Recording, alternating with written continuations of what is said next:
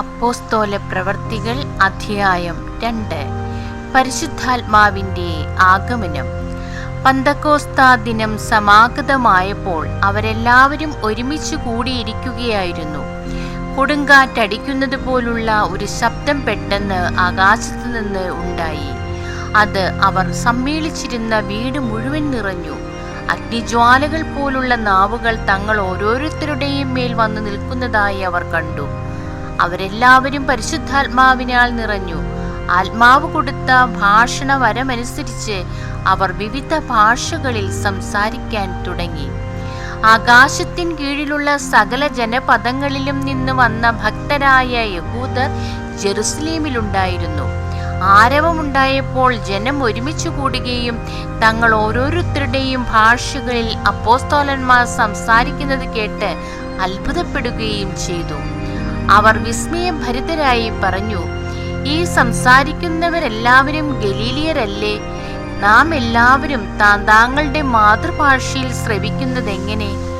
പാർത്തിയാക്കാരും മോദിയാക്കാരും എലാമിയക്കാരും Mesopotamian നിവാസികളും യൂദയായിലും കപ്പദോക്യായിലും പോന്തസിലും ഏഷ്യയിലും താമസിക്കുന്നവരും ഫ്രീജിയായിലും പാംഫിലിയായിലും ഈജിപ്തിലും കിരേനയുടെ Libya പ്രദേശങ്ങളിലും നിവസിക്കുന്നവരും റോമായിൽ നിന്നുള്ള സന്ദർശകരും യഹൂദരും യഹൂദമതം സ്വീകരിച്ചവരും ക്രേത്യരും അറേബ്യരുമായ നാം എല്ലാം ദൈവത്തിൻ്റെ അത്ഭുത പ്രവർത്തികൾ അവർ വിവരിക്കുന്നത് നമ്മുടെ മാതൃഭാഷകളിൽ കേൾക്കുന്നല്ലോ.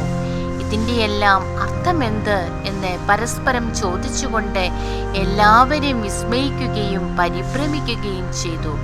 എന്നാൽ മറ്റു ചിലർ പരിഹസിച്ച് പറഞ്ഞു, പുതുവീഞ്ഞു കുടിച്ച് അവർക്ക് ലഹരി പിടിച്ചിരിക്കുകയാണ്.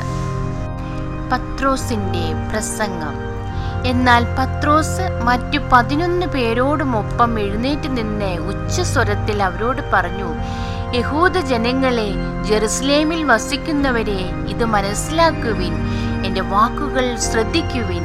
നിങ്ങൾ വിചാരിക്കുന്നത് പോലെ ഇവർ ലഹരി പിടിച്ചവരല്ല. കാരണം ഇപ്പോൾ ദിവസത്തിൻ്റെ 3-ാം മണിക്കൂറല്ലേ ആയിട്ടുള്ളൂ. മറിച്ച് ജോയേൽ പ്രവാചകൻ പറഞ്ഞതാണിത്. ദൈവം അരുളി ചെയ്യുന്നു, അവസാന ദിവസങ്ങളിൽ എല്ലാ മനുഷ്യരുടെയും മേൽ എൻ്റെ ആത്മാവിനെ ഞാൻ വർഷിക്കും.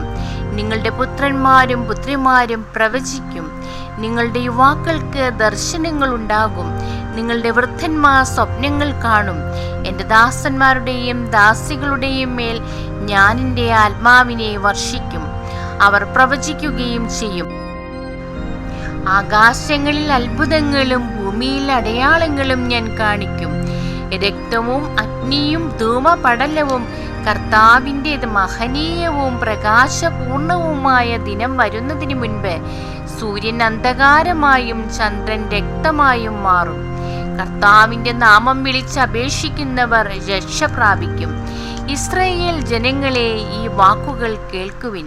നിങ്ങൾക്കറിയാവുന്നതുപോലെ ദൈവം നസ്രായനായ യേശുവിനെ താൻ അവൻ വഴി നിങ്ങളുടെ ഇടയിൽ പ്രവർത്തിച്ച മഹത്തായ കാര്യങ്ങൾ കൊണ്ടും തൻ്റെ അത്ഭുത കൃത്യങ്ങളും അടയാളങ്ങളും കൊണ്ടും നിങ്ങൾക്ക് സാക്ഷ്യപ്പെടുത്തി തന്നു. അവൻ ദൈവത്തിൻ്റെ നിശ്ചിത പദ്ധതിയും പൂർവജ്ഞാനവും അനുസരിച്ച് നിങ്ങളുടെ കൈകളിൽ ഏൽപ്പിക്കപ്പെട്ടു.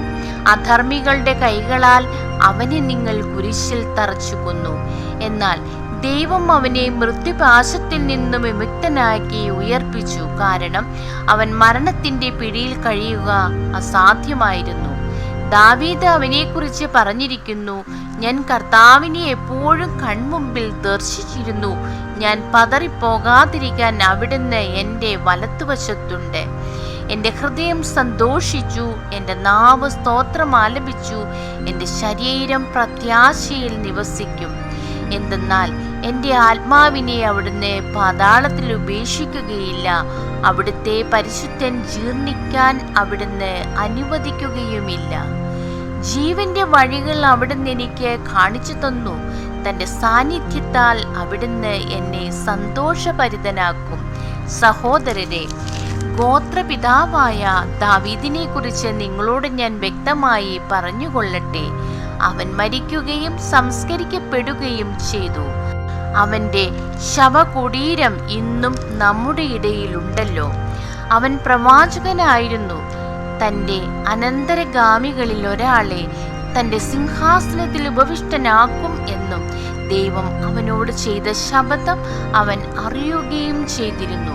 അതുകൊണ്ടാണ് അവൻ പാതാളത്തിൽ ഉപേക്ഷിക്കപ്പെട്ടില്ല, അവൻ്റെ ശരീരം ജീർണിക്കാൻ ഇടയായതുമില്ല എന്ന് ക്രിസ്തുവിൻ്റെ പുനരുത്ഥാനത്തിന് മുൻകൂട്ടി ദർശിച്ചുകൊണ്ട് അവൻ പറഞ്ഞത്. ആ യേശുവിനെ ദൈവം ഉയർപ്പിച്ചു. ഞങ്ങളെല്ലാവരും അതിന് സാക്ഷികളാണ്. ദൈവത്തിൻ്റെ വലത്തുഭാഗത്തേക്ക് ഉയർത്തപ്പെടുകയും പിതാവിൽ നിന്ന് പരിശുദ്ധാത്മാവിൻ്റെ വാഗ്ദാനം സ്വീകരിക്കുകയും ചെയ്ത അവൻ ഈ ആത്മാവിനെ വർഷിച്ചിരിക്കുന്നു. അതാണ് നിങ്ങളിപ്പോൾ കാണുകയും കേൾക്കുകയും ചെയ്യുന്നത്.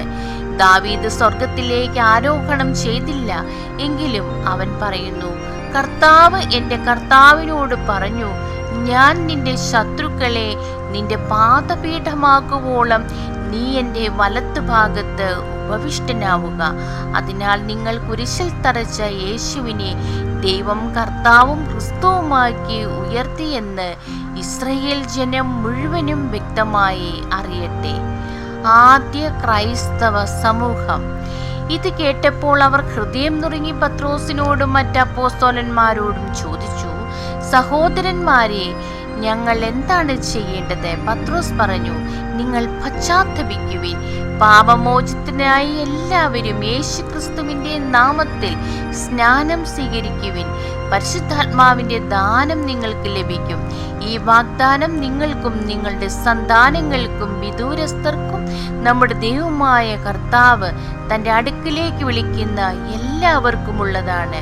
അവൻ മറ്റു പല വചനങ്ങളാലും അവർക്ക് സാക്ഷ്യം നൽകുകയും ഈ ദുഷിച്ച തലമുറയിൽ നിന്ന് നിങ്ങളെ തന്നെ രക്ഷിക്കുവിൻ എന്ന് ഉപദേശിക്കുകയും ചെയ്തു.